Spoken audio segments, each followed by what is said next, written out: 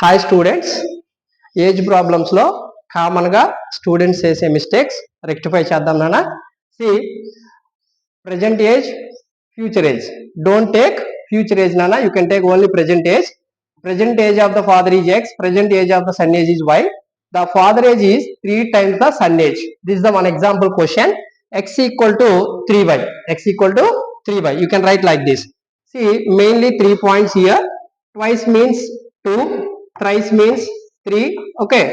And after means positive. Ago means negative. See, suppose ago 5 years ago means y minus 5, x minus 5. You can take like that.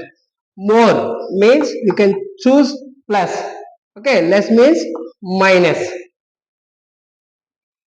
సరిగా రాయకపోతే total marks పోతాయినా. Reel save చేసుకోండి. ఓకేనా? Board problems ని జాగ్రత్తగా చదివి attempt చేయండి. All the best. Share to your friends.